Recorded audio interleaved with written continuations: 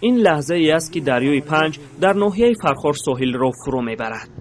آب روز از روز پیشتر می آید و به دهاتی در قد نزدیکتر می شود. این حال حکومت محلی را نگران کرده است.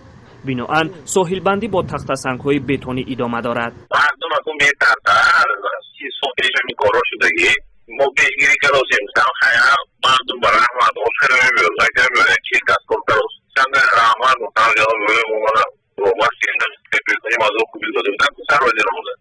از بلندی‌های فرخار دیده می شود آب پنج چقدر بلند شده است. سالهای پیش از اینجا تا دریا اول سیمخور و تا 1 کیلومتر بیش از آن را باید طی می‌کردی.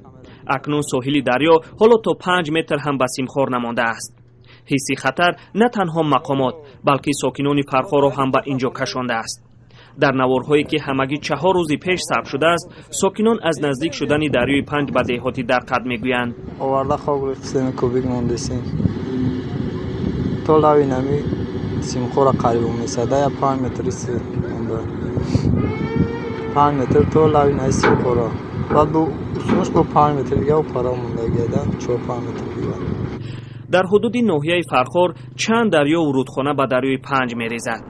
کمیته حالت‌های فوق‌العاده تاجیکستان در اینجا 22 موضع خطرناک را به قید گرفته است که یکی از آنها جماعت درقد در ساحل رودی پنج است.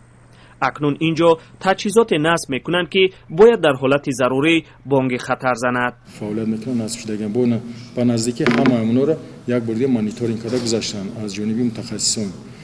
با همزمان با راتیو هم تامین شدگان راتیو کدان که راه کنه که مرکز خطی در حال خبر میتونن.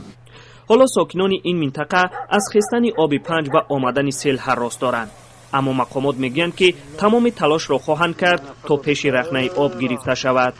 محمود جان رحمتزاده، آزادی، ناحیه فرخار.